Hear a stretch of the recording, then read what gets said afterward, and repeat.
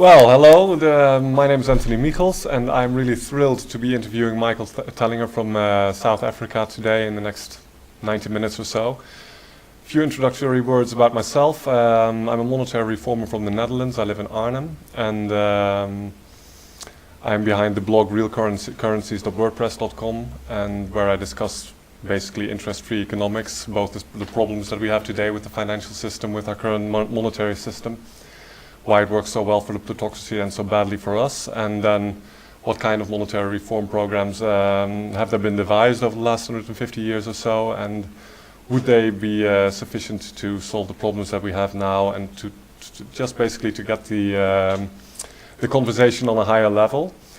But my main job is circulating an alternative currency here in Holland, the Gelre, which I think is at this point probably the most modern alternative currency out there in the world, and I think we'll spend a few words on that in this interview also. And well, without further ado, here's Michael Tellinger from South Africa. Michael, welcome.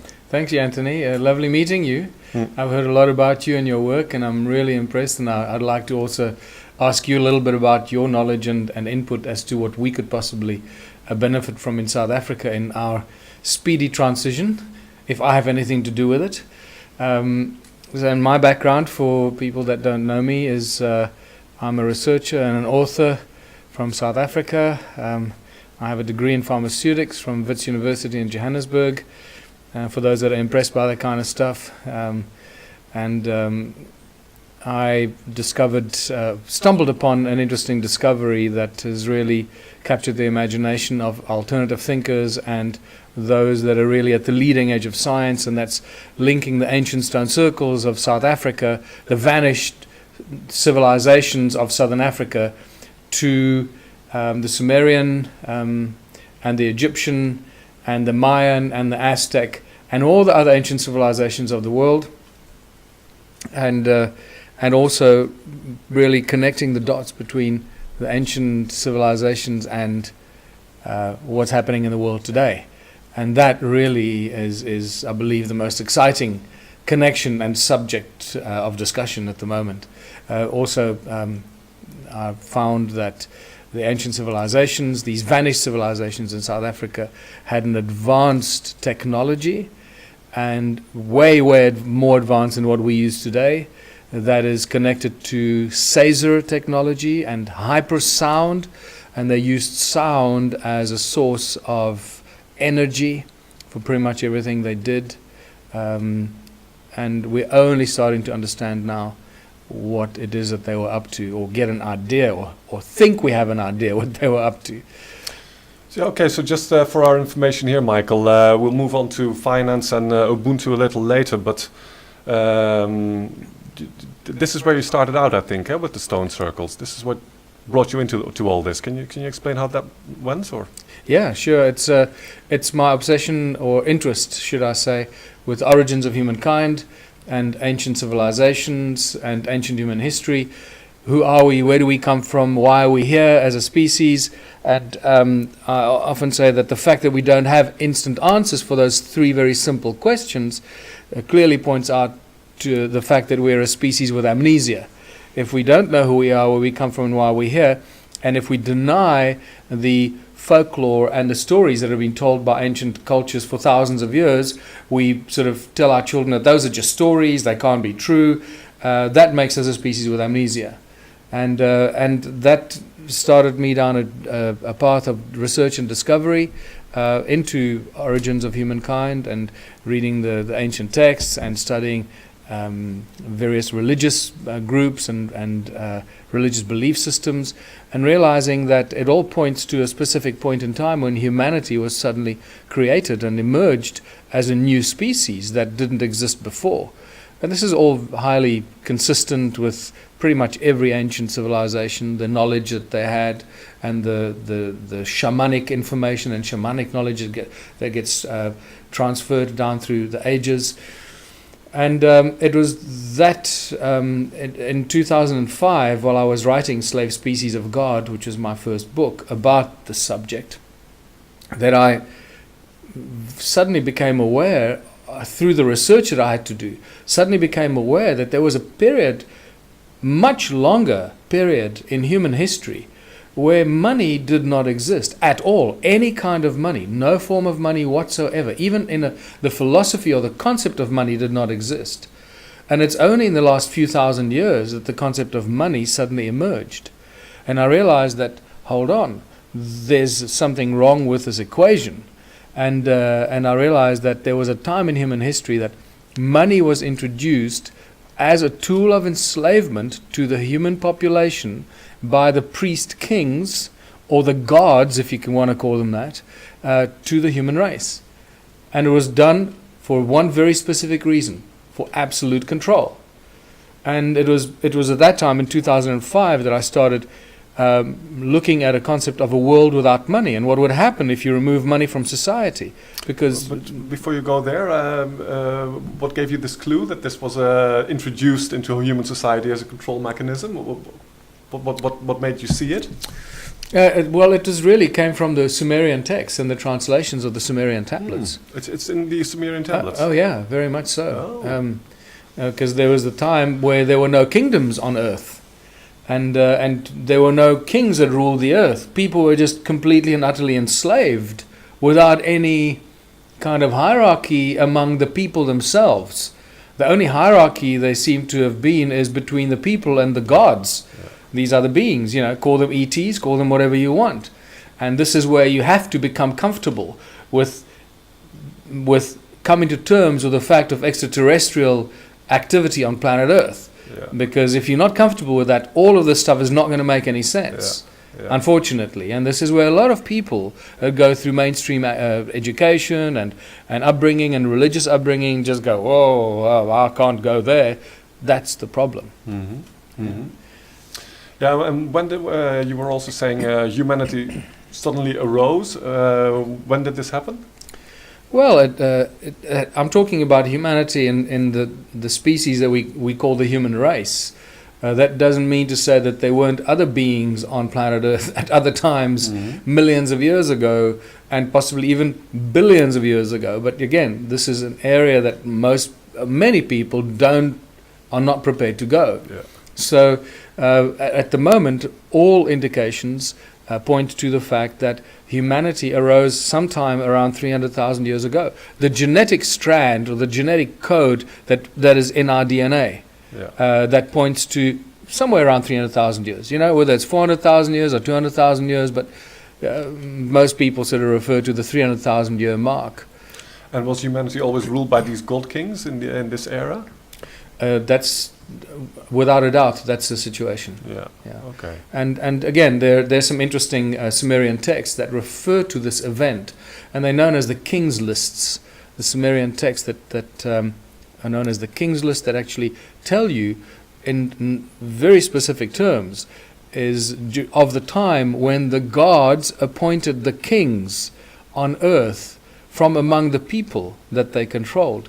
And they gave those kings, turned them into the first priest kings, and these first priest kings were given special knowledge, special privileges. They were given knowledge of science and alchemy, and probably given some fierce weapons with which to control the rest of humanity, and given information that they then kept secret and occult and hidden from the rest of the people, with which this information they then used to oppress and control the people. And this is where you start seeing the rise of secret societies, all the occult behavior, secret rituals and all that. And the Sumerian tablets tell us very clearly that there was a very specific time in human history that this event took place. And is there also a date? Well, that's where it becomes interesting. The only reference to date that we have that we could use in some sort of way is that same King's List, although two of these same King's Lists that I refer to actually talk about the flood. And this is where you can start saying, okay, is this the biblical flood we're talking about? Which flood is it? Because it clearly says, and then the flood swept over. After these priest kings ruled the world and these other gods ruled the world for more than 220,000 years. And then came the flood. Then came the flood. So And this flood is also a global phenomenon. All exactly. these civilizations have these myths. Absolutely. Yeah. Every ancient culture talks about the flood. So we know that there have been great upheavals in human history that we have no idea about. The fact that the Earth's north-south pole has shifted, and I'm not talking about magnetic north, I'm talking about true north. The fact that that has shifted, it is not where it is today, not where it was in past times. That's a spectacular thought. We can't wrap our heads around that, right? So, Yeah, because what could have tilted the Earth? That's the question. Then. exactly. Yeah. And it's not about the tilt of the Earth. It's not about the fact that the Earth is tilted at 23.5 degrees or whatever it is today. What I'm talking about is the axis, the north-south axis, is not where it was in the past. They are, and I'm saying this because Adam's calendar was constructed on where the north-south axis is not lying where the north-south axis is today, and this has got nothing to do with the angle of the Earth. Okay. So we're dealing with huge geophysical forces that either pulled the crust or shifted the crust of the Earth, but something that was so powerful that it made the north-south, the axis mundi, as it's called by the shamans. The axis mundi has moved. Okay. When you hear about the flood nowadays, at least what I hear a lot is that it is associated with the end of the glacial area. Yeah. What's your position Well, on that? the fact that you use the word glacial is interesting because a lot of the work that I do was inspired by Zecharia Sitchin and his translations. The more I get into it, the more I realize that many of his interpretations were not necessarily accurate, and we're finding new evidence for that. But it pushed us in the right direction. He was the pioneer. Exactly. And if he had known what we know now, he would have changed his mind. Because it sounds to me like he was an open-minded kind of guy, and he went with what information he got. And interpretations can only be based on the amount of knowledge that you have. Of course, yes. Yeah. So he gave us his interpretations based on the knowledge he had. If he had the knowledge that I now contribute to this pool of information, he would have probably brought a lot of other information that he had that we are not even aware of, and been able to put a much more cohesive storyline for us. So it's a pity that he never got to see some of these discoveries that I've put together in Southern Africa. But he translates some of the information in the Sumerian text as that they talk about the flood, the so-called when the flood swept over, came as a result of a giant celestial body moving very close to Earth, coming from the southern ecliptic, from the South Pole towards the Sun, and it was so close to the Earth that it actually pulled the giant ice sheets on Antarctica into the oceans, causing these giant tidal waves that were kilometers high, not just hundreds of meters, but kilometers high tidal waves that would have gone right around the planet. And that explains why everything is so destroyed. Well, this rings a bell because there's also the notion that even a few thousand years ago, nobody knows exactly how long ago, but that kind of time span, the firmament might have looked very different. I mean, that in the old ages they equated planets with the gods. Yes. This seems strange because nowadays if you look at the firmament you see very tiny dots, and you need to be a very good observer to even see that they move. Yes. But there are many reasons to suggest that even a few thousand years ago Venus, Mars, etc. would have been huge objects in the sky, meaning we would have been much closer to them, yes, they to us, and yes, that the movements, the slow movements of the bodies in the firmament, etc., and that this would have created this idea of gods, and would have been very impressive, obviously, for people. Yeah. So this is consistent with your idea of a planet.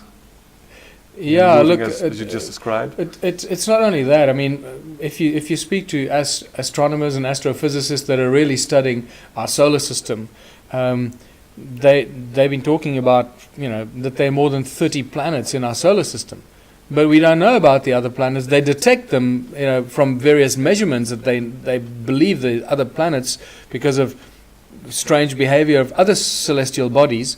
But these other planets are not all necessarily moving in the same plane that the 9 planets or whatever they are today, described as planets, they're not in the same plane. That they're actually moving at slightly different angles to the plane of orbit of the other planets and so forth. So just like comets. Comets are a great example. That there can be huge comets in our solar system and they disappear.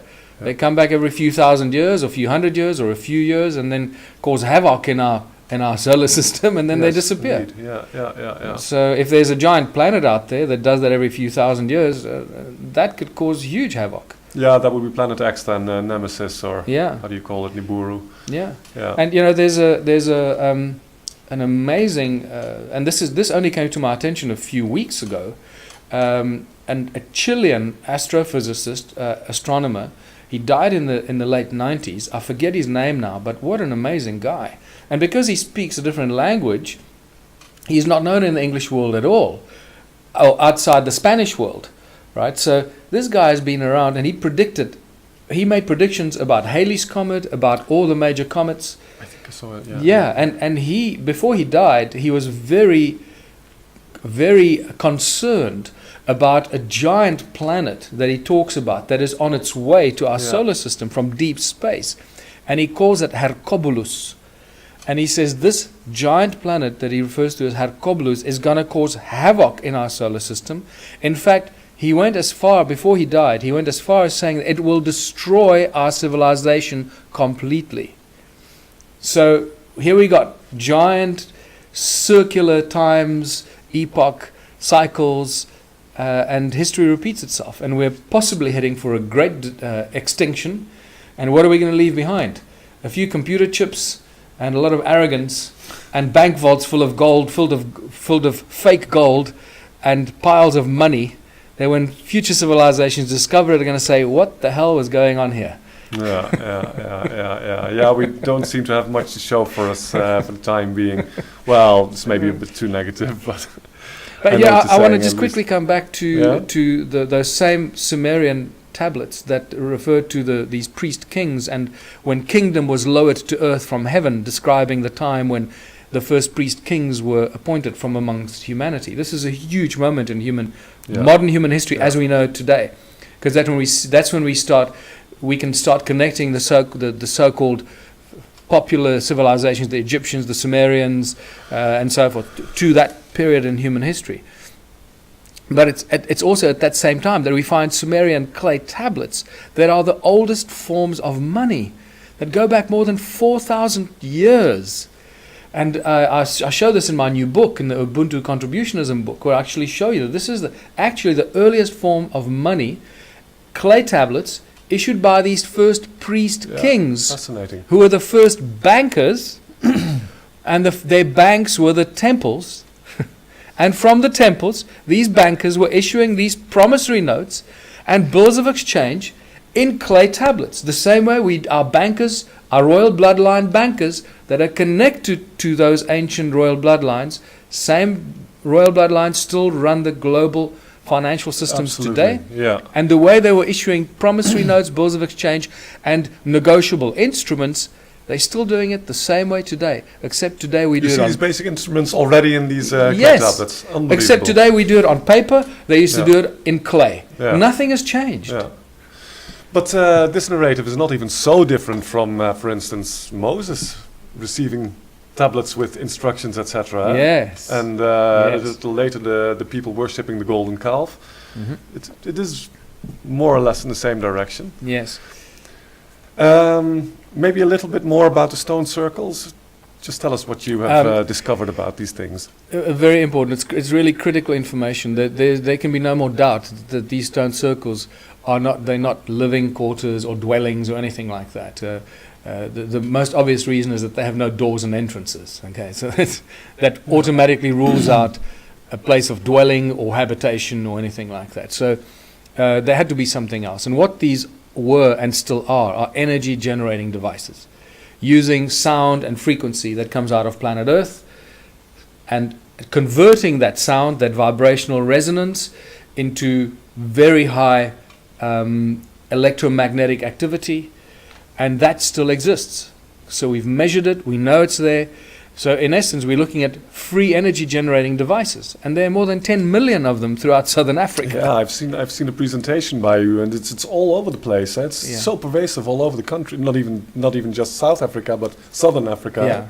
Yeah. Where does it stop? Where is the border? Well, you look, I was Stone circle introduced territory? to these by Johann Heine in 2000 early 2007. And that's when I started looking at it, because I knew instantly it was connected to my work in Slave Species of God. And I was absolutely right. Then I took the research to different areas. But Johann told me that when he first started photographing these stone circles, because the first photographs I ever saw were the aerial shots that Johann Heine took, and then shared those with me. And I realized that he told me that these stone circles actually go beyond the Zambezi River into Zambia and even possibly Malawi and so forth. So we're dealing with South Africa, Swaziland, Lesotho, Botswana, Zimbabwe, huge in Zimbabwe, and Mozambique. It's all over southern Africa. Yeah. Huge area. And of course the place where humanity started, officially speaking anyway. Well, you've got to start smiling at the coincidences, right? Yeah. Shamanic knowledge and shamanic African information that's been kept for thousands of years by African shaman talks about Adam's calendar, which was also found by Johann Heine, incidentally, in 2003. So he played a very important role in getting this information out there. Credo Mutwa made it very clear to me that Adam's calendar was known to the ancients as Inzalo Yelanga, or known in Zulu as birthplace of the sun.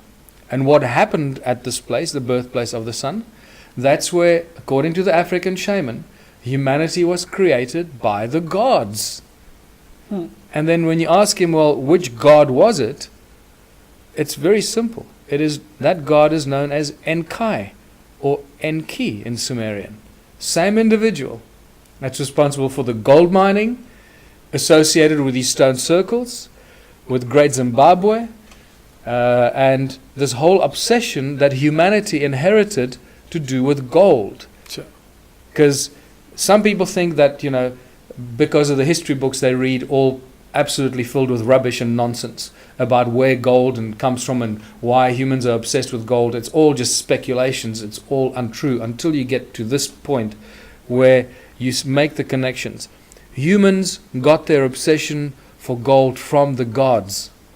Even the Bible tells us that. Really? Where? Yes, because in Genesis 2, it is not Adam or human beings that talk about gold. The first mention in the Bible you get about gold comes from God. Or the correct expression, actually, the Elohim, which is the plural, the gods. Yeah. And we all know that the gods in the Bible, or many of us believe, that the Elohim and the Anunnaki are actually the same group of beings. In fact, people that do a lot of work on Anunnaki have openly stated that the Anunnaki used to call themselves the Elohim. Okay. And that's so it's a very direct link. Very direct link. Yeah, because in maybe for people there later, all these different words for God or gods was made the Lord or yes. So the word Elohim in the Bible, the Hebrew origin of the word, is a plural for the gods. Yeah. It's never a singular. Exactly. And then it just became, from the plural, it became God. Yeah. And that's it. And that it's like, it is such a deception. It's unbelievable. Yeah. People read the Bible all their life. They study it and they have no idea what they're reading. Yeah. True. Fair enough. Yes. Okay. And you see you see them as energy devices. These stone circles, and you also added they basically still are. Oh yeah. If all we need to do is figure out how to convert this electromagnetic activity into energy, the usable energy. Yeah. I know there are people that know how to do that. But if you can measure it, you can transform it. Absolutely. Yeah. Yes. And we measure it in very, very high levels. And specifically the sound frequencies that are coming out of the stones. It's unimaginable that you can find sound frequencies or the potential for sound in the gigahertz coming out of the stones, resonating Fascinating. at frequencies that convert to sound in the gigahertz. It's insane. You don't measure that anywhere in nature. Yeah. And then you obviously the other stone structures that we need to pay attention to, and I think in there it lies a lot of information that we need to look at and our scientists need to look at. And those are the stone circles that resemble modern day magnetrons.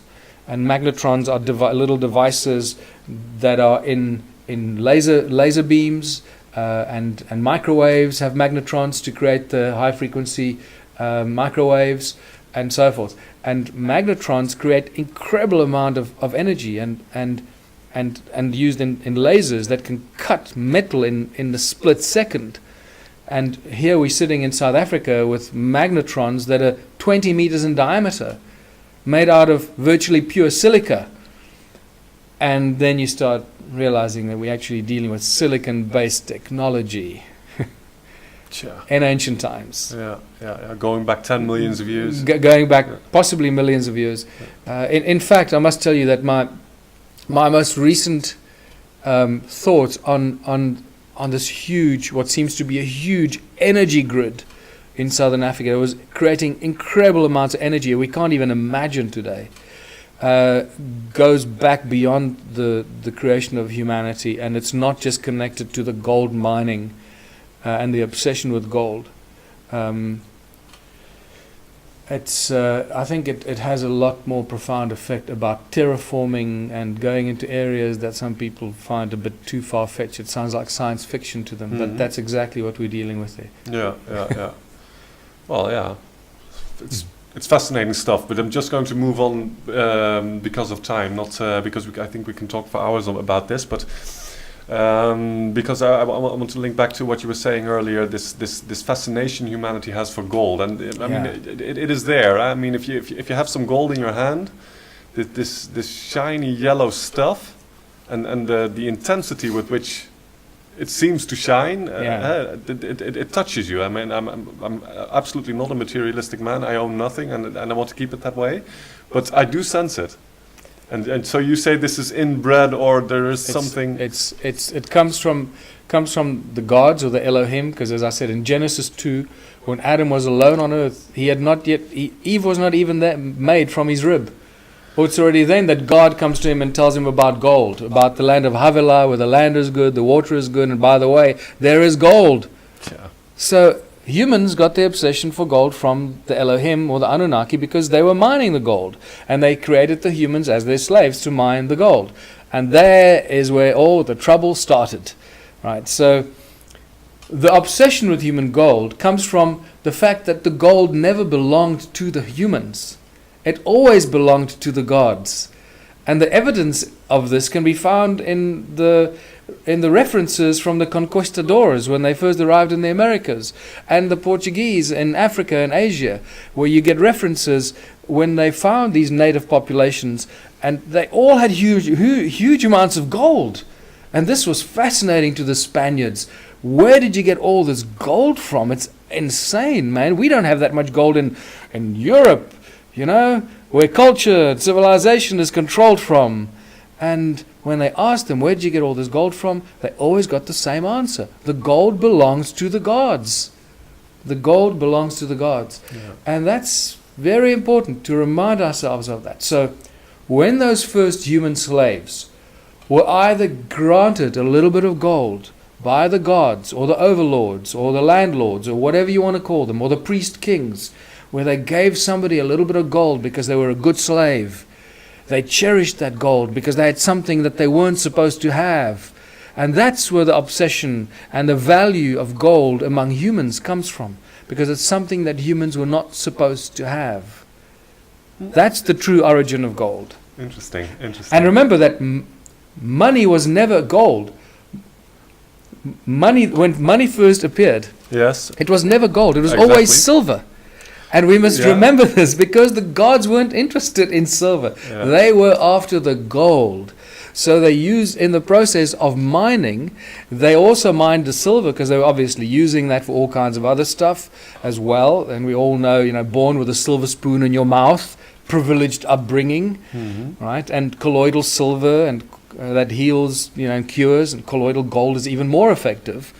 But when first money, the printed coins were not gold, they were silver. Every now and then, they would issue a few gold coins that then had ridiculous value, and those became the true collector's items with special values. But it was always silver, because the gold belonged to the gods. Yeah, okay. So, you say it was a silver. One can also make a case that real ancient money, also by the priest kings, by the way, was simply bookkeeping already at that stage, but that they were using silver as a unit of account. So not actually exchanging the silver itself, but using it to express value. Yeah. So, but never gold, indeed. Yeah. Very true. So. So when you see movies and they say, "Oh, here's some gold coins for you," that's not accurate. Yeah. For anyone to have given you gold coins in the past, that would have been serious remuneration. Well, let's face it, even throughout modern history, gold always has been the scarce form of money, and the rich man's money and the common man's money always was silver or even local copper, kind of whatever was available. But gold as money is really for the genteel kind of, the genteel part of the population. So, but you were just saying, even in these old Sumerian clay tablets, they were talking promissory notes, these other financial instruments. So it's fantastic. Yeah. So when you see that connection, you got to smile, especially if you've, like you've been exposed to the legal system that upholds this completely fabricated financial industry that we all caught up in. And when you're involved in it at a Supreme Court level, and you see how the laws are all structured to uphold this false abuse of humanity, it puts a smile on your face, because now we can see the connection, and it's really very easy to see through the lies and deceptions. Yeah, and it's just mind-boggling to see how this basic strand of money goes throughout human history. And if you see how obsessive everybody is trying to, and this intense sense of scarcity that people experience because there's never enough money, etc. And it's really mind-blowing. And a book that particularly impressed me is The Babylonian Woe by David Essel. Maybe you've heard of it. I haven't read it, no. Well, it's a fantastic book, and he tracks back the history of money all the way back to Babylon, and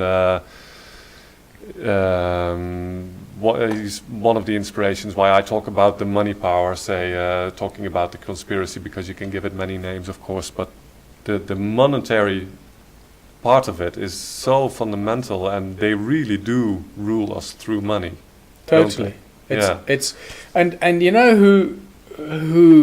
who put it really nicely is, whatever you think of the Zeitgeist movement and what they do, I think there were a few inaccuracies in some of the documentaries, but putting that aside, I think they woke a lot of people up, and they're contributing a huge amount of information towards enlightenment and the awakening of humanity, and secret government projects and false flag events, and how brutal governments can be against their own people and all that stuff. But the one thing that they put very nicely is that how you enslave people physically is completely mirrored in enslaving them through money. Because what you do is you tell people, originally people are completely, they're slaves, whips and chains, and that's all they are. They're property. And then you tell people, okay, we're going to set you free. The landlord says, we're going to set you free. You can now live where you want. You don't have to, you're no longer my slave. You can go and live wherever you want. There's some land for you. We're going to give you a title deed to the land. So you have an entitlement to the land. It doesn't really belong to you, but it will make you think it belongs to you, because it still belongs to the landlord in the end, because you still pay taxes on the land, right? Exactly. Yeah. So we make you think that you're free by giving you a piece of land, make you think it's your land, and then we're going to charge you taxes on it. And the taxes you have to pay with money. And to get that money, you have to work for me and earn the money. So but when you enslave people physically, you have to provide housing and shelter, you have to provide clothing, and you have to provide food. Then you tell people, oh, we're going to set you free, and now you can go. You must go provide your own housing, your own clothing, and your own food.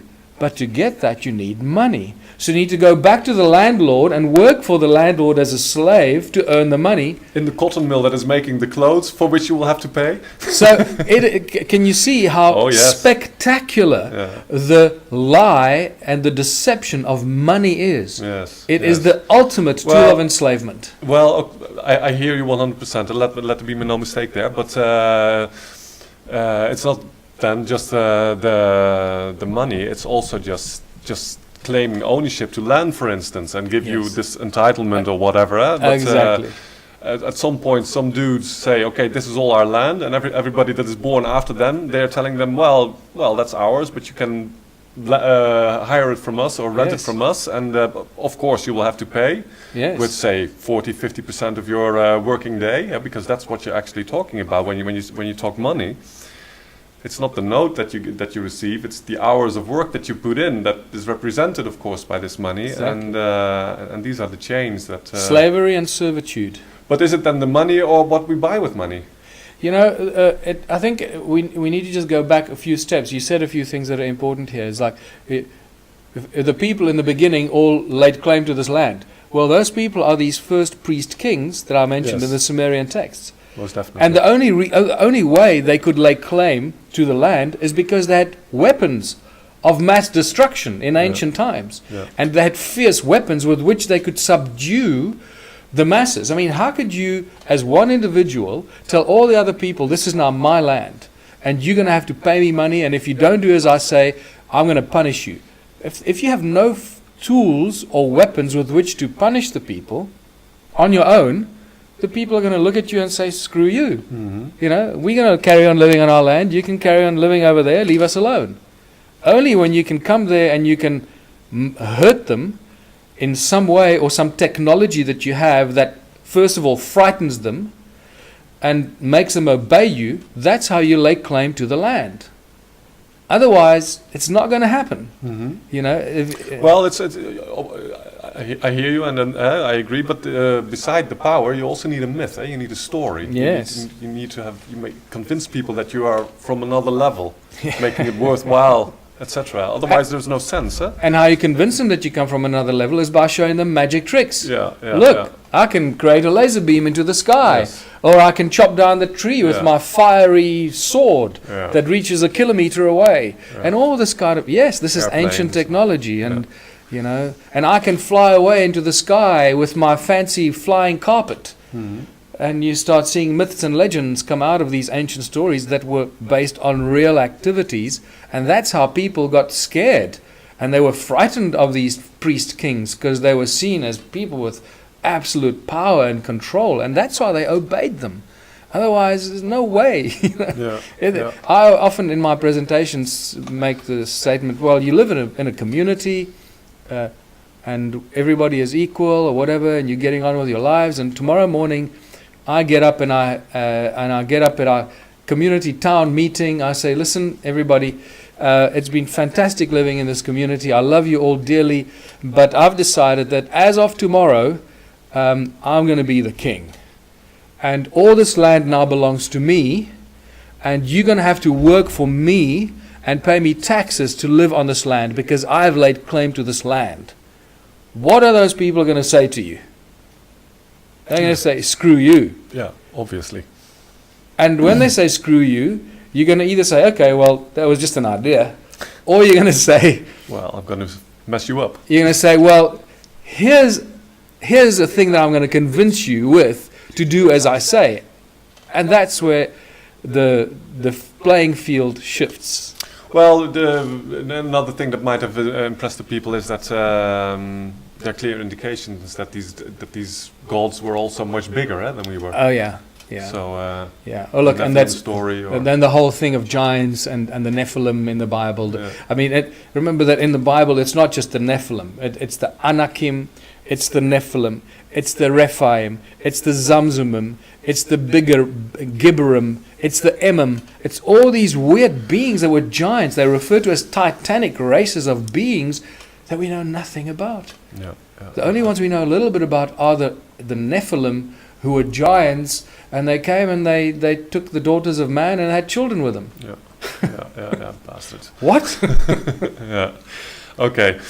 I really want to move on now to today, because this is laying the groundwork actually for obviously what are we going to do about it, because that's Yes. what really matters, of course. Yes. And you in South Africa, you do many things. One of your key activities, I think, is litigation against banking and perhaps government in South Africa. Yeah. Can you tell me a little bit about? Our litigation or my personal legal action against the banks started in 2010, and I knew absolutely nothing. I just heard at that stage. I started about 2 years prior to that. I started hearing this philosophy of sovereign man and sovereignty, and that you're born free on the land, and then you, from the moment you take your first breath, you're enslaved, just like you said. Those before us laid claim to the land. And now everybody is born, and from the first breath we take to the last breath we breathe out, we are enslaved to those who make the rules and the laws. You're 100,000 in debt by the time you get born. So. Now, when you are born, and that applies to every single living, breathing human being, when you are born, you come into this world, you didn't agree to anything. You didn't sign any contracts. Nothing. You didn't agree to work or to pay taxes or none of this stuff, and yet you're forced to do that all your life. Clearly there's something wrong with that equation. Mm-hmm. And this, for some people that are still struggling with this, they need to look deep inside their hearts and minds and think about this and realize how enslaved and manipulated they have been to believe that the lives they lead are normal. Yeah. They are as abnormal as you could possibly get. So my litigation started when I realized this thing called sovereignty. And my friend Scott Kundal, actually, who then went on to litigate with me and started the New Economics Rights Alliance, who is now involved with the Ubuntu Party with me in South Africa. We started, he actually just said to me, just send the bank a note saying, asking them for the original contract. And I thought, that's a good idea. I'll just do that. Little did I know what I was letting myself into. But it was a fantastic time in my life. Because And this was 2010? 2010. Yeah. It was really a fantastic time because it forced me to go and find out for myself. And based on the response I got from the bank, with the first email that I got back, I knew that something was wrong here. Oh, what happened? Well, they just said, they're not obliged to send me any documentation. I went, what? And then I asked them for a bill. A bill. I sent them an email saying I want to settle the whole amount for my home loan. Please, can you send me a bill for the outstanding amount? They said, no, we can't send you a bill. It's because it's a complicated calculation, and you must first come into the branch of the bank and give us an undertaking that you want to settle this. And I said, no. First, send me a bill, what I owe you for this house, so I know what I'm in for, and then I'll make up a check and I'll come and settle it. No, they refused to show me the original documents, the original contract. They refused to give me a settlement amount. So, and this carried on, and this obviously, being a proud individual, Yeah. I immediately knew this is a huge scam, Yeah. and there's a lot more to it than first meets the eye, and that was my introduction to informing myself, learning about the Bills of Exchange Act in South Africa that we get from the British Bills of Exchange Act of 1882, I think. It's just obviously it's exactly the same original document, and I think in Holland you got something very similar, and they just skew it for the needs that they have in Southern Africa. And I started looking at the differences between money, what is really money, that piece of paper in your hand, it's just a bill. Remember, it's called a 100 Rand bill. It's a bill. Yeah. It's a promise to pay. And I started learning and realizing, and I went to court the first time in the Supreme Court in Johannesburg. I mean, we knew nothing. We just knew that we heard that the banks use your signature to create bills of exchange and negotiable instruments that they then trade on the international stock markets. And I started realizing that every time you go into the bank and sign something that's got a number or a value attached to it, it becomes a negotiable instrument. Yes, okay. And all these things are traded without us knowing it. So the banks are constantly profiteering from us as living, breathing human beings by putting our signatures on pieces of paper, creating negotiable instruments that the bank that then works with. Yeah. So my first appearance in court was just basically saying to the judge that I'm under the impression from my research that the bank profiteered from my signature, that they're no longer the owners of the contract, that they sold it on and made lots of money on it, and that they have no right to act against me because they no longer own the original contract, and that they even profiteered from my offer to purchase the original promissory note, and I asked to see that original promissory note, and that was never presented in court. Neither was the original contract. And throughout the 3 years in court, which only ended on the 12th of February 2014, it came to an end. So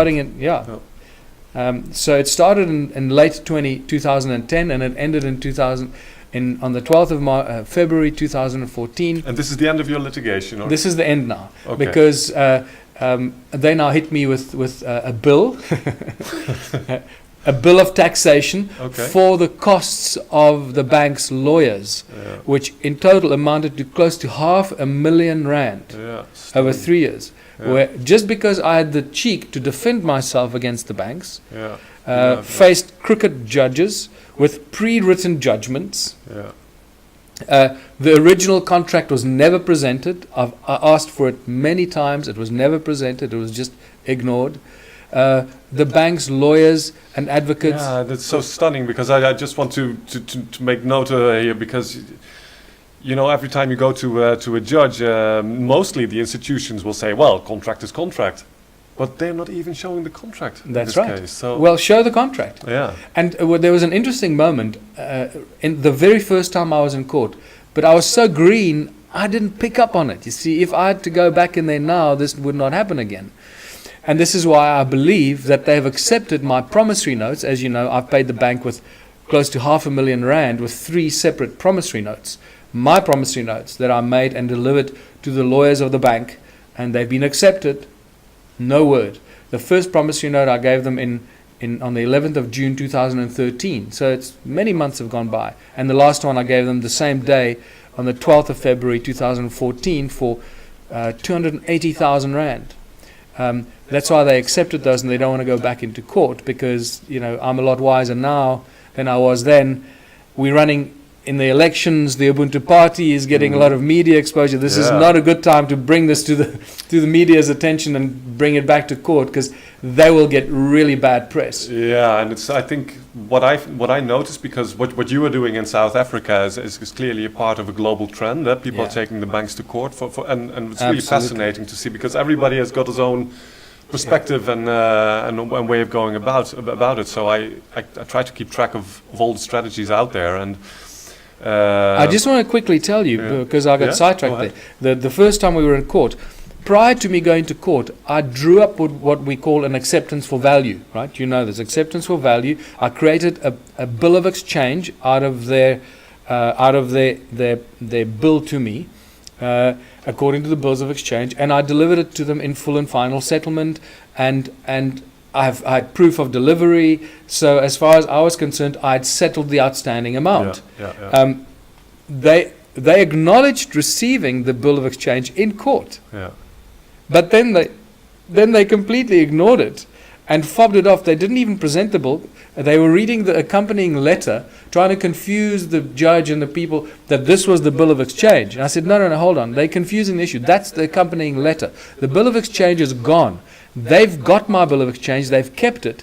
And I want it back, because it's close to R1,000,000. And either they're going to credit my account for the amount on the bill of exchange, or I want my bill back. It's my bill. The judge at that stage turned at the lawyers and said, where's the bill? And they said, well, we don't have it here. And then the judge looked at me and he said, well, if the bill isn't here, we can't talk about it. Now, that was an open door for me to say, thank you very much. If the original contract isn't here, we can't talk about it. Yeah, well, it seems so clear, actually. But I was too green. I didn't know enough, But even green or not, but as you have been saying, I mean, it's so blatant. They will force you to show the bill. Absolutely. But they will not show the bank to show the contract. No. And even if you point it out to them. Yes. Well, I did. I said, well, where's the contract? And then they said, well, the contract is in our office. You can come and inspect it there. Yeah. But I didn't know that it had to be present at that stage. Yeah. All I had to do is to say, well, it's not supposed to be in your office, it's supposed to be here. Yeah. So on that note, I request that the court dismisses this case. Yeah. The contract is not here. They claim it's in their office. It should be here. There can be no hearing. Yeah. And that the judge would have been forced to close it, because then that's obviously blatant that they're manipulating the situation. Well, forced. I mean, you were explaining earlier that Yeah. at the end of the case, the judge, all of this, immediately after the hearing ended, immediately started reading a prepared statement. Yes. So, However, I must tell you this, that because of all this action, I know for a fact that many people have benefited from the information we've shared. absolutely. Thousands and thousands Yeah. of people have benefited. Yeah. And I know from at least 2 people that went into court and used my argument saying, where's the contract? Yeah. And immediately, the moment they said, without the wet ink contract, not a certified Exactly, copy, that's the very important. original wet ink contract, and some people present a certified copy and they think it's fine. And it's not fine. It's not acceptable. It has to be the original wet ink contract. And they've asked for the, immediately as the proceedings begin, and in 2 instances that I know of, and there's probably many more, the judge requested the bank, where is the contract? And at that moment, the bank withdrew. Well, it's what in the United States, because I was going to link this to the international scene here, because people are taking the banks to court all over the place, and in the United States you have the MERS issue, MERS. What happened in the years before the housing bubble popped in 2008 is that all these banks created these derivatives, these mortgage-backed securities, and traded them. The securitization of all these loans that go on into the financial sector. There's all these derivatives, and what they do is they take 10 mortgages and they cut them into pieces and put these pieces of the mortgage into the derivative. But then the direct link between the bank and you as the borrower, if that is a good word, is broken. It's broken. Because the derivative is not the original contract. And No. in the United States, the problem is that the ongoing link of entitlement between the bank and between you as borrower and ultimately the financial institution that at that point happens to own your mortgage, or at least part of it. This link between you and this owner can no longer be established. And in the United States, you have all sorts of people that have won cases on this notion. Yes. So this is one thing that is going on. And then you were also saying that the banks at this point and the government, they try to avoid getting into court because of all the hassle that it creates, and because obviously their story stinks on many different levels, and they know this.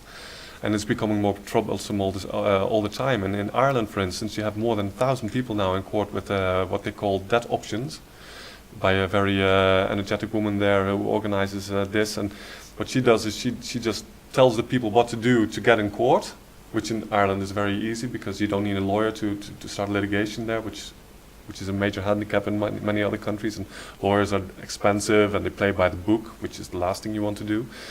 But in Ireland, you can create your own case, and the point is that she has 1,000 people in court now, and that's a lot for Ireland, it's a very small country. Exactly. And the banks are not reacting, Oh, wow. and the people are not paying for the time that they are awaiting the reply of the bank, and some of them have been waiting for years now. Oh, And okay. the banks are not coming to court because they don't know what to say. Yeah, I think it's we're getting to the stage of critical mass now. Absolutely. I think it's becoming obvious. Look,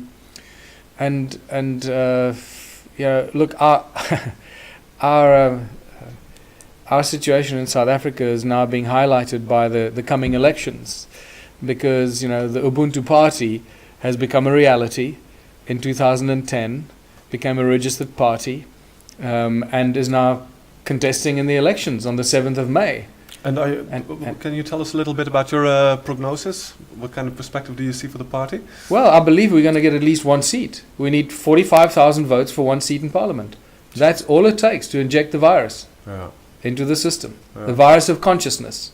Yeah. I'm not talking about negative stuff here. I'm talking about positive energy. Oh, yeah. Okay, just for those that might get the wrong impression here. So we went into, or I created the political party out of the Ubuntu Liberation Movement as a political platform to be able to make certain statements that would normally get me into jail. Yeah. So now, as a political party, I can make statements that are my promise to the people. And my promise to the people is we'll close down the Reserve Bank, we'll replace it with a People's Bank that issues money for the people, by people, tax-free and interest-free, with a minute little bit of handling fee. Exactly, that's the way forward. And stimulate all the industry. I'm not talking about banking. I'm not talking about mining industry, because that's destroying our country. But I'm talking about stimulating all activities that support human abundance, abundance of life for the people of South Africa. Create public works projects that are funded by the people for the people. You create virtually 100% employment overnight. So you destroy the crime wave in South Africa because it's all about poverty. People are hungry. They're starving. They break into cars and homes to get things, to sell them so they can earn money, so they can buy food. Activate the farmers so they can grow GMO-free seeds to feed the people. Because Monsanto is devastating South Africa. I mean, we are one of the worst countries where Monsanto is just running riot. Really? Oh, my latest information is they've bought up all the food storage silos in South Africa. It is unbelievable what's going on there. Disgusting. Yeah. So the Ubuntu Party's promise is completely contrary to all the other parties. Yeah, but I want to expand a little bit, elaborate a little bit on this, because it's very clear then that monetary reform is really at the heart of your program. Absolutely. Yeah. It is. It's all about monetary reform and making people understand some of the things we spoke about here, the origins of money, why it's so screwed up, why it's so controlled. Because only when people understand who's really behind the control of money, that they realize why we can't solve the problems we have today with the tools that created the problem. Yeah.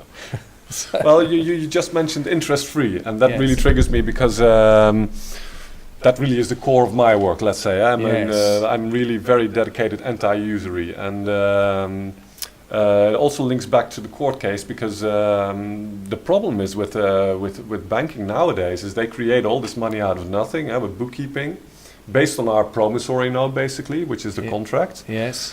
And then next you start paying off this loan, plus interest. And people, I just want to get this on camera here, because most people don't even realize what kind of huge cost this involves, because if you have a 200,000 euro mortgage, which would be fairly normal here in Holland, say, for a house, over the next 30 years you will be paying 300,000 euros in interest on top of the 200,000 principal.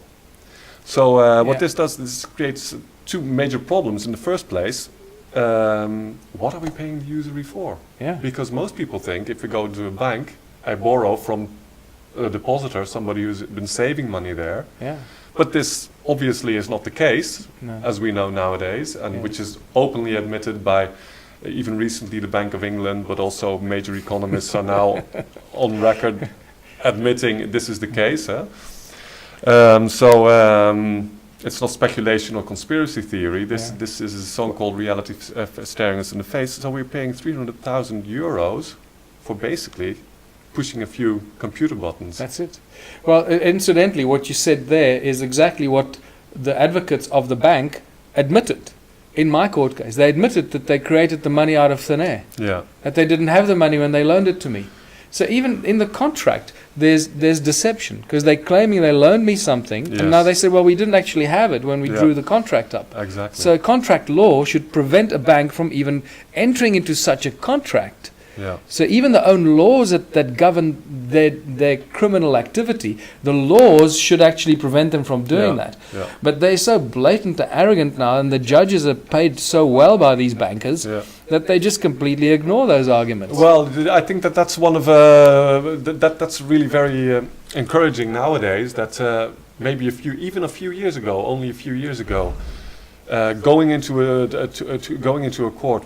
Well, I can't really judge about the South African situation, but let's say here in Europe, going into a court and trying to tell a judge that money is being created out of nothing, etc., etc., it would have been really very complicated to even prove such a thing. Yes. Because the banks are so intransparent, they're so obscure in their way of working. Many bankers themselves don't know. I was talking to a Dutch banker only a few months ago with a major Dutch bank, and he was telling me that he was just waking up to fractional reserve banking, and he was telling me that his board even didn't realize that they were into fractional reserve banking. The whole system is so obscure, even to the people working within the system itself. So, but nowadays, with recently this video from the Bank of England, I don't know if you saw it, but recently the Bank of England published a short video. Oh yeah, I did see that. Yes, saying it's the loan that creates a deposit and not the other way around.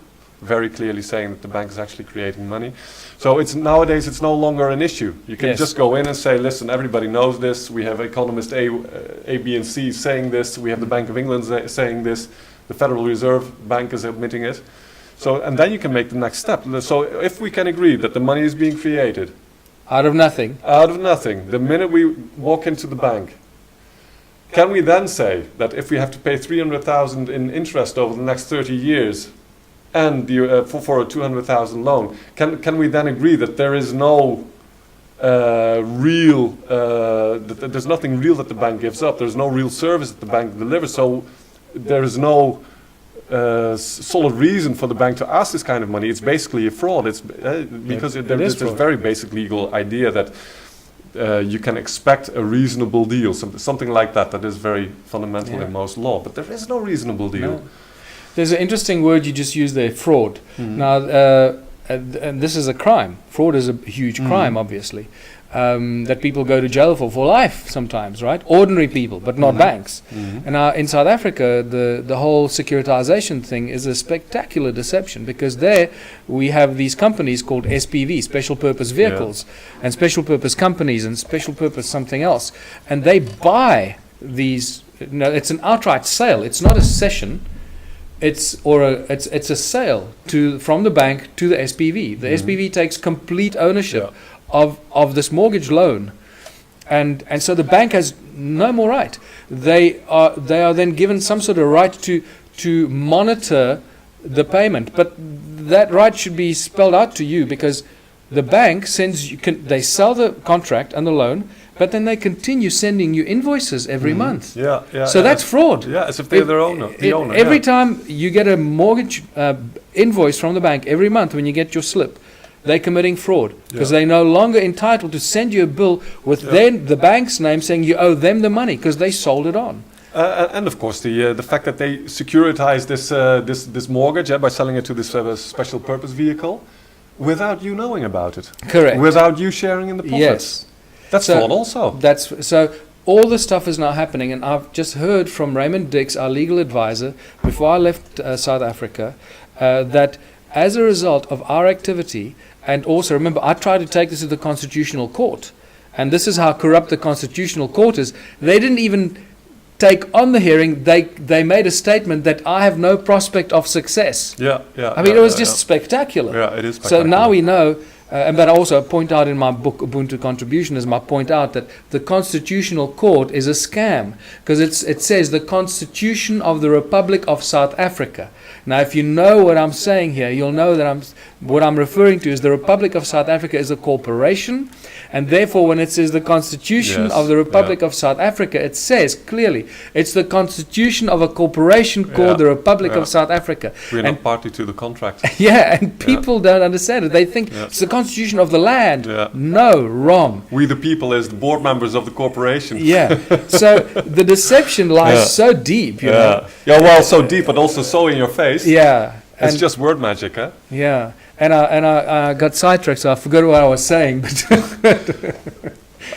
I'm sorry to say I did too.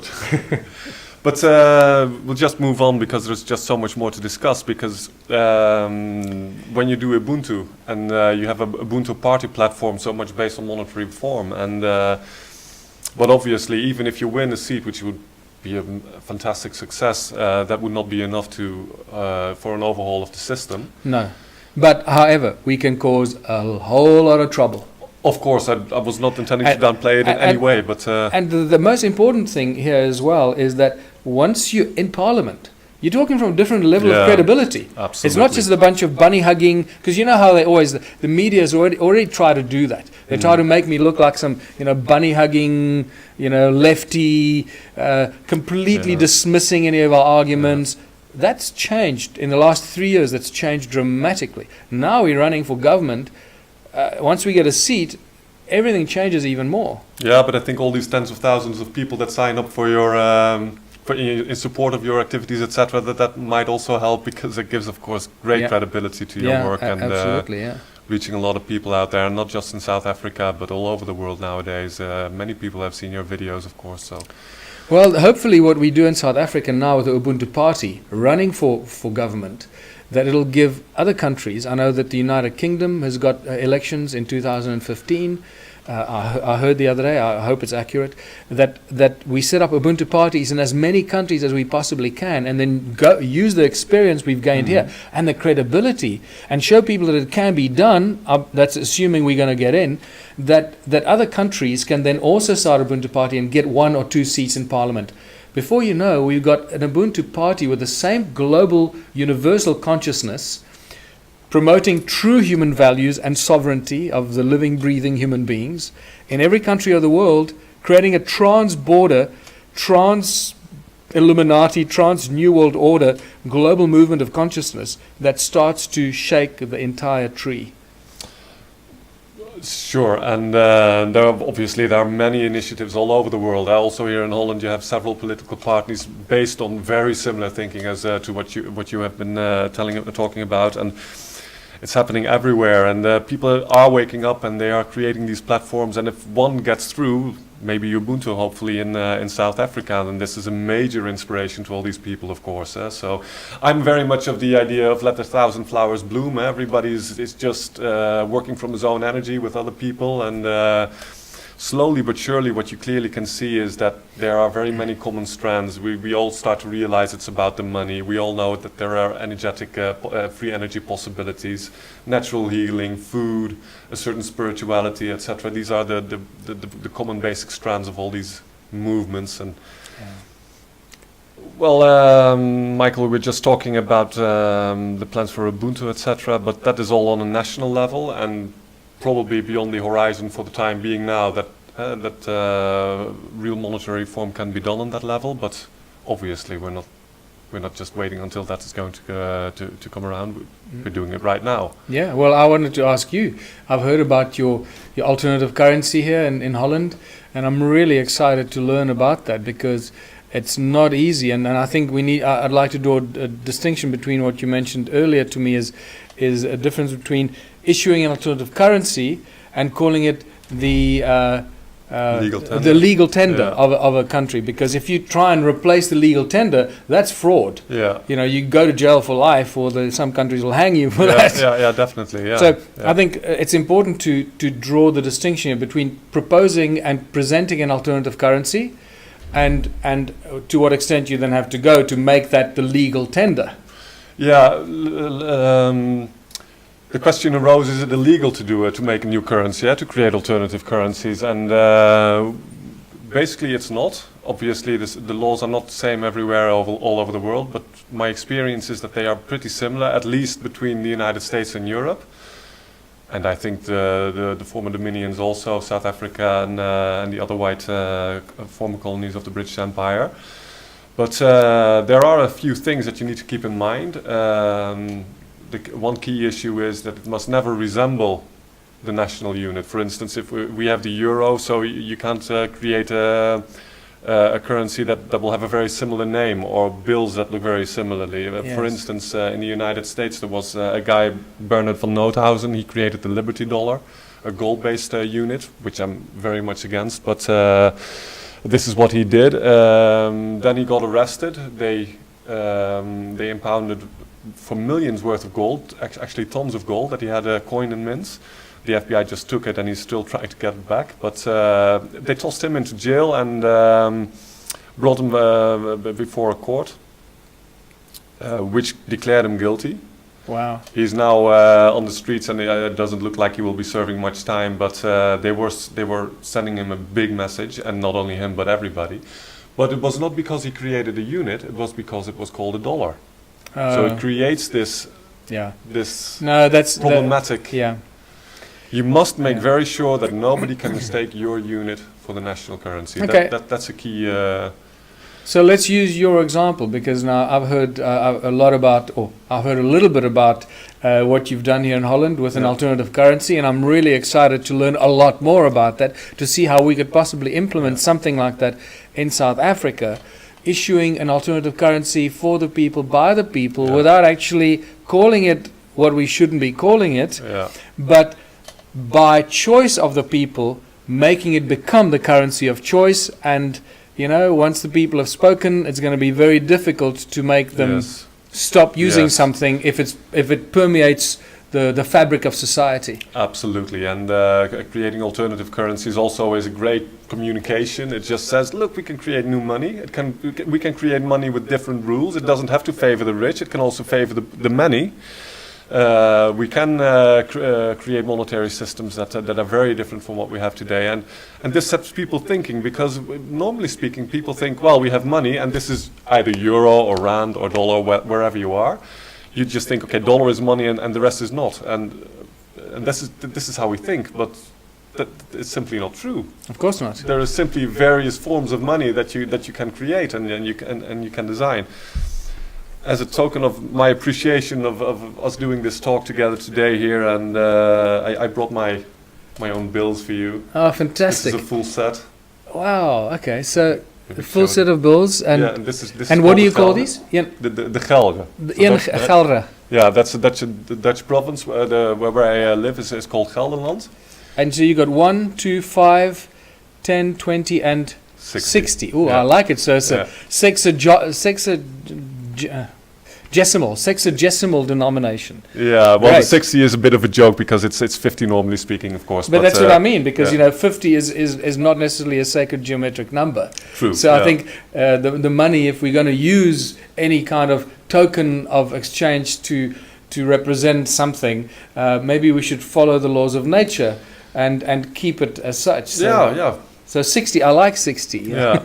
It was intended as a little joke, but for instance, a friend of mine wants to create bills 137.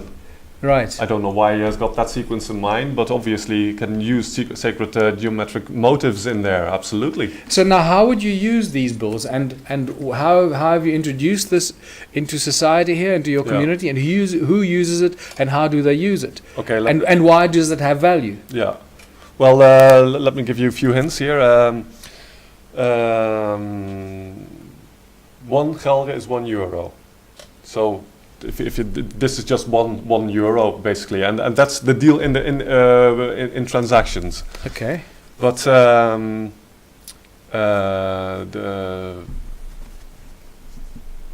there's a lot to say about this. So let me see where I shall head up. But there are basically two ways that you can create alternative currencies. Two very basic monetary architectures. Either you go what I would call euro backing or rand backing or dollar backing. You would simply sell one of these notes in exchange for a euro, and you would give a little discount to make it attractive.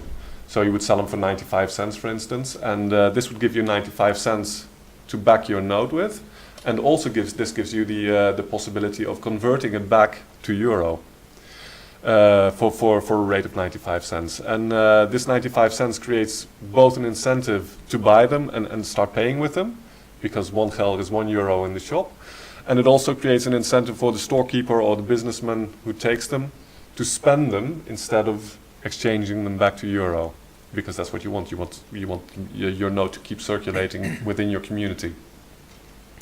And this creates euro convertibility, which is really a very big thing, because if your unit is not convertible, it's going to be difficult for businesses to accept them, or more difficult. It's not yes or no, but it's more difficult for them to accept them, especially if the network is still very small, because then they would be accepting notes that they can't spend viably elsewhere in the network because of so few participants. But also in very big networks, for instance, a network like in Switzerland, where you have the WEER, which which has 60,000 businesses participating, turning over billions per year. What you have is that some of these businesses are so successful getting an income in weir that they get too much of it, more than they can actually viably spend. So they have to restrict accepting it because they cannot convert to other units. So this is a great boon if you can create convertibility. However, the problem is that if you need to get 95 cents for every geld or whatever kind of note that you're putting into circulation, you cannot print more of your money than you have euros at your disposal. And this is a big problem because one of the key issues with money is that it's scarce. It's too scarce. There's too little money in circulation to get everything done. Yeah. So you import money scarcity from the euro system if you go with euro backing. Another problem is that you cannot do interest-free credit. And because you cannot lend out more than you have, and euros, these are interest-based, so you cannot go to a bank and get a few 100,000 euros because you will be paying 5% per year for that, and then lend them out interest-free to your participants. It's impossible. Yeah. So, and this is the second architecture then of money. You can create money by bookkeeping, where you can have interest-free credit simply by double entry bookkeeping as the banks do. Exactly. But instead of slapping 5% interest on somebody who's got the bad luck of having a minus in front of his name, you just say, we'll do with service and handling fees that are actually cost-based to keep the operation running and not this plunder mechanism that is now what we have with usury. So double entry bookkeeping, debit and credit, and this automatically gives interest-free credit, but you have no euros in the bank backing your unit, so there's no convertibility. So now you've implemented this and you're doing this here, and do you see this going on for a long time, or is this just a short little thing to show people that it's possible? Let me link this all together. Let me tie this all together, because these are the two monetary architectures: euro backing or interest-free credit-based. And what is so special about the gelden is that it's the first unit in the world that is interest-free credit-based, and it's still convertible to euro. Oh, now how did you manage that? By creating an online bourse, a sort of exchange, where people can sell their excessive gelden for a maximum of 95 cents. So if you have a business, you have some turnover, maybe 5,000 gelden, you want to spend 2,500 in the network, and the other 2,500 you can simply sell on the exchange, and because every gelden is worth €1 in the shop, so if you sell them for 90 cents, for instance, or 93 cents, then the discount is already 7 to 10%, and this creates structural demand for your unit. Okay. And this is what creates this convertibility. Very interesting. Yeah. And this has been the result of when I started out in this business quite a while ago. By now, my question was, if interest-free money is so good, why is it not the norm? Yeah. And of course we can say it's the money power that is restricting monetary alternatives, etc., etc. But it's also because we simply do not have the architectures yet to create this full-blown currency that can actually really compete with the banking units. That's very interesting. I really like that, Anthony. It's a very interesting alternative that can be implemented very quickly. Because you've now already got a foundation, yes. You've laid the foundation here, so it could expand very quickly what around the world. What I have is the unit is called the gelden, but I call my system the talent. And the talent is also an old biblical. Exactly. Yeah. So how many talents do you have? Exactly. So. And we use that, people can simply use my talent system, or the talent system, because it's just open source. And obviously there are differences per country. For instance, we use a system that's called Ideal for online payments with banks. So people can buy online gelden here in Holland. You have to use the Dutch banking system to settle the account. But obviously there would be a different system in South Africa. But that could easily be implemented, and then you could use the talent system to create currencies with. Okay, that's very interesting, because we were talking, Scott Cundall and I were talking and theorizing about creating something like this, but actually creating like the people's own new promissory note. That's a standardized sort of logo and a look and feel, and then people just create their own promissory notes based on whatever they feel the value is for what they're receiving, or that somebody demands. So it becomes a bit of a negotiation, and then somebody then issues a promissory note to that value for the person for something that they received. The moment there's a real exchange of services or goods, and a promissory note is exchanged for that, then it becomes a valuable negotiable instrument. Yes. And can be traded by that person that then holds it for something of equal value anywhere else. Yes. So there's a very interesting opportunity that we can look at. Look, personally, quite frankly, I hope that it's not going to be necessary, that we can win some seats in the upcoming election in South Africa, that we can start putting pressure on the government to close down the Reserve Bank because it's a fraudulent criminal organization that's extorting the people, and do the right thing. Replace the central bank, privately owned central bank, with a central bank that's owned by the people, that issues money for the people, tax-free and interest-free, as I said, that can make everything possible. So you don't have to go and try and find these clever, ways around the system because you've got a criminal organization running your central bank. So that'll be the shortcut.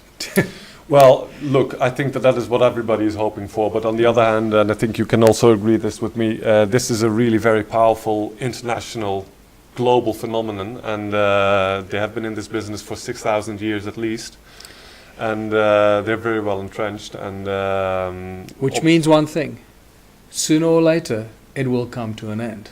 Most assuredly so. Yeah. All I'm saying is that this is a war that they are bringing to our doorstep on every thinkable level. Yeah. And my idea is we have to just push back on all these levels also. So it's on a national level, political. It's mainly ultimately it's mainly about thought. If there is impaired thinking in society, then obviously you will have bad solutions. Mm-hmm. Our thinking is now for 99% controlled by these demigods that have been ruling us for all these centuries. But slowly but surely, the thinking in society is changing, and well, it's changing rapidly actually. But I do note that thinking about money is often the last thing that changes. But well, I'm hoping that as people become enlightened about the origins of money, the control of money, the fact that the whole global economic and financial system is totally controlled by a small group of people, so the way we get out of that is to stop using their money, or let the people remove those from the position that allows them to keep that control. I believe that time is upon us. I do believe in prophecy, absolutely. And I guess that the fact that the Ubuntu party is in the South African election is nothing more than a miracle, which was purely divinely guided. And if people don't understand what I'm saying, you will get to a point in your life where you will understand what I'm saying. I understand very well what you're saying, so I'm also related to hear it actually. Yeah, so I believe that we're the people that are going to bring in the change. There are millions of people out there that are doing incredible work. You don't have to be a hero. You don't have to go out there and do amazing things for everybody to see.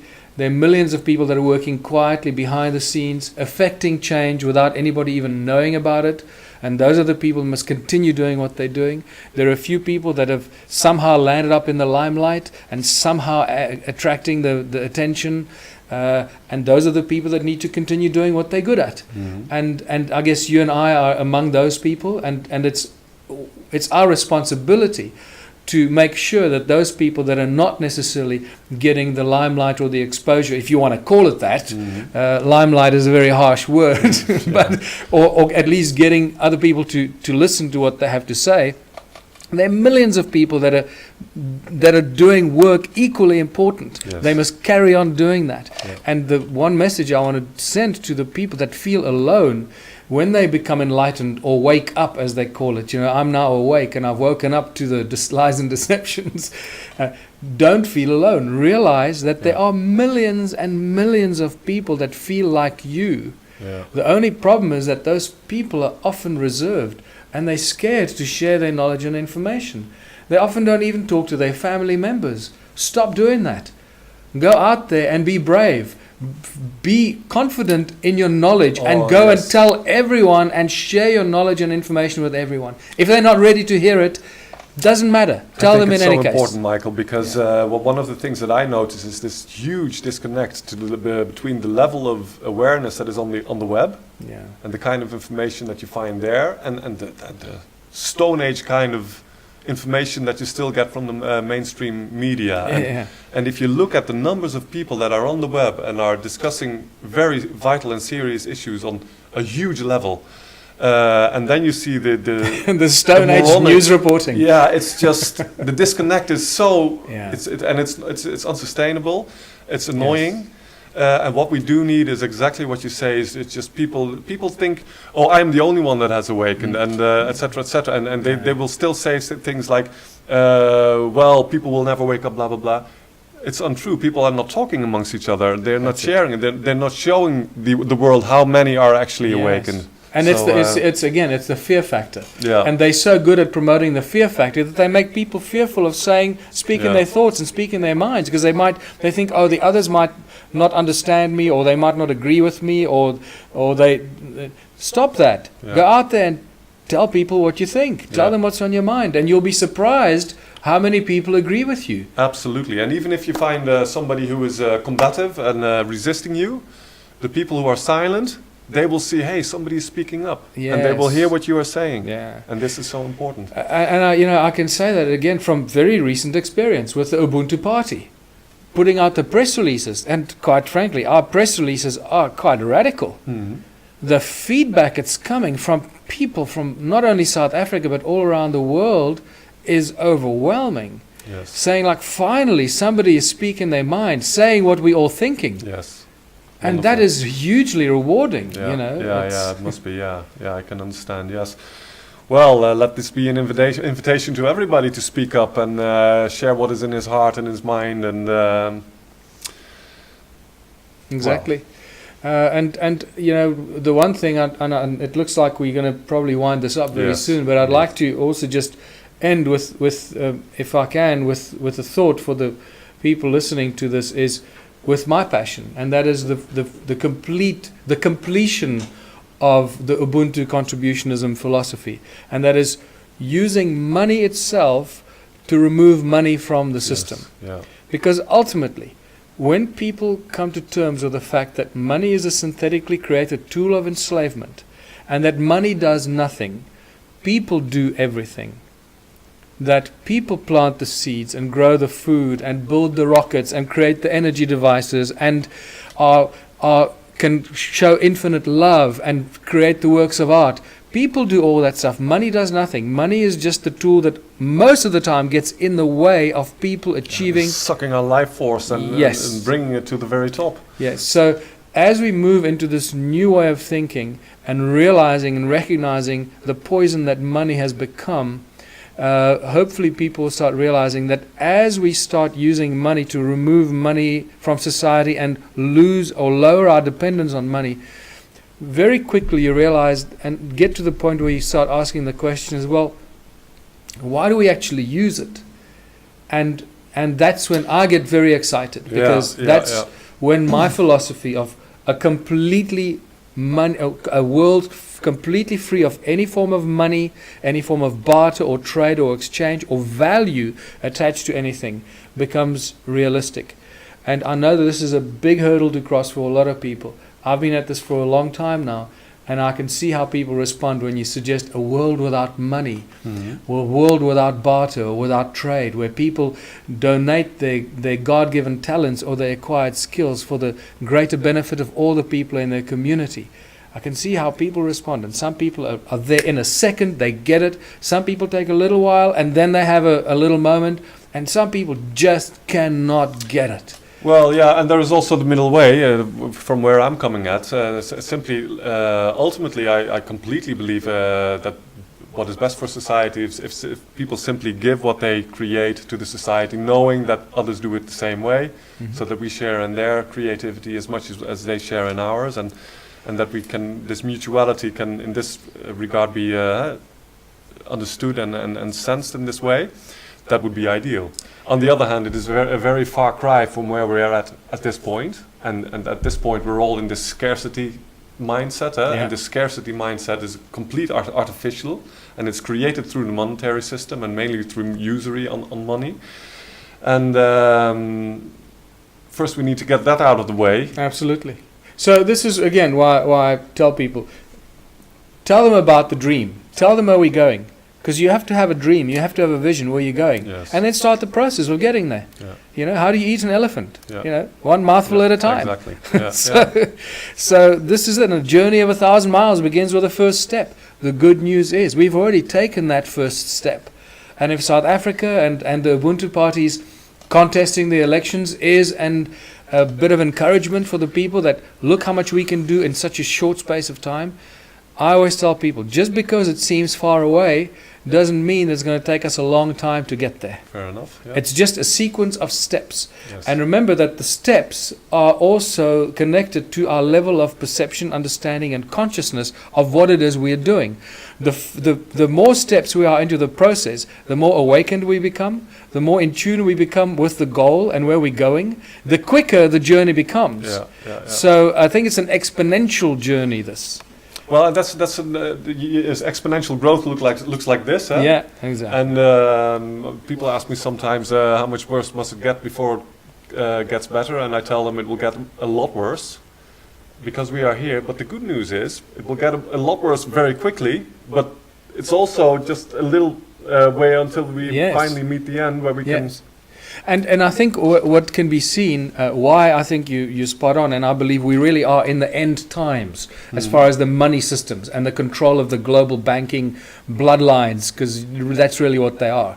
We are in the end days of this control, because you can see it in the draconian laws that are made by governments on a daily basis to suppress human rights and uphold the rights of these criminal groups that run our countries.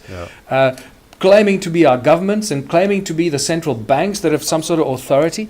The laws that are imposed by our governments and our legal systems on the people to uphold this criminal activity is getting so obvious that people cannot be pushed much further.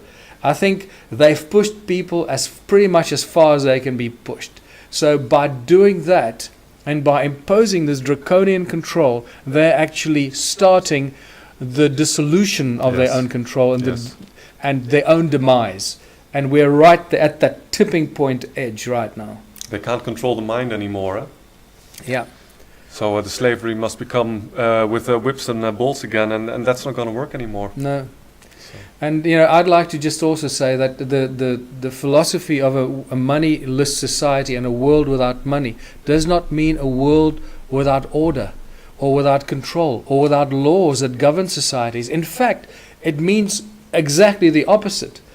Absolute freedom requires absolute control, but control based on natural law, human law, where people control their own environment, are in charge and in control of their own decisions that are made in their own communities on a daily basis, so that they can solve problems instantly and not have a hierarchical legal system that tells them what they can think and can't think, and prevent them from even getting justice because they don't have enough money. So a world without money creates the most ordered society where everything gets sorted for the greatest outcome of not only individuals but the community as a whole. So I call it a self-correcting system. You cannot screw it up, because it always corrects itself for the best possible outcome of community and individual. And that requires total control of the people of the community to achieve this outcome. So when I talk about a world without money, where people contribute their gifts, sometimes people get the wrong impression. Oh, well, we'll just run around and do what we want. No. Yes, you'll have that freedom, but it's within an agreed structure, how you contribute your God-given talents towards the community so that all the others can benefit from it. And it's not just an expression of your own ego. that runs off at a tangent and does things that is completely Yeah, but tangent to the community. we were talking about how humanity was created as a slave race, and this Yeah. is so deeply ingrained in people because they really believe that they need to be pushed around, shoved around, enslaved to banks to get up in the morning and make a Yes. living. And that's what we call work. Make a living Exactly. instead of I'm alive. trying to express something that is Yeah. of real importance to Yeah. us, our love for each other, our love for beauty, our innate calling, etc., etc., and that this creative process should be the work of the future instead of slaving away for some stupid banker or And that's it. You hit the nerve end there. Creative process. Often one of the frequently asked questions, and I've fizzled them down to about 13 most frequently asked questions, and I like that number 13 because it's a sacred geometry number, and they are really out of thousands, hundreds of thousands of questions I've fielded from people around the world for the last 10 years while developing this philosophy. It comes down to 13 the most frequently asked questions. Isn't that spectacular? Because all the other questions are somehow connected to these first 13. With those 13 questions, we solve all the problems within our own communities. Us, we, the people. No one else does it from outside. We solve them ourselves. It's simple, it's very obvious, and it is so exciting that when people see this, you can visibly see them get excited. Now, one of the frequently asked questions is, human nature will never allow this to happen because people are greedy and people are this and people are that. And people actually presume that we know what human nature is. Yeah. Coming from a completely enslaved, mind-controlled, exactly. brainwashed way of thinking, Yes. duped for 12 years of a draconian kind of education system, we come out of that thinking we know what human nature is. So I'd like to remind people that human nature is completely the opposite of what we think. The first primary objective of every living, breathing human being, from the moment they are born until it gets beaten out of them, is to create. We are creative creatures. We are, after all, the product of the great creation. Yeah. All we want to do as living, breathing human beings is to create. And that is the thing that gets stopped. We get Yes. abruptly stopped and shifted direction to become these drones and marching machines, little soldiers, to promote the agenda of the bankers to become slaves in their corporations to do what? To earn money. Yeah. The moment people realize that we're really creative souls, all we want to do is create and make things and do things and cook good food and build beautiful things and love other people and share things. I mean, sharing is one of the best ways to get to feel rewarded when you share things with people and you see their gratitude with what is it you shared with them. It's the best form of reward, Yes. Yeah. not money. No. Well, I think that's a wonderful way to wrap this up, Michael, for the time being anyway, because that's really what it all comes down to, and talks about who we are from the heart, and that's what our system obviously should express. Yeah. So Well, I thank you for Ubuntu. this time shared with me, and wonderful chat we had. I Yeah. hope that it shed some light on this issue, diverse issue for many people around the world. me too, and I really enjoyed this chat myself also. Yeah. So thanks a lot, Thanks very much. Michael.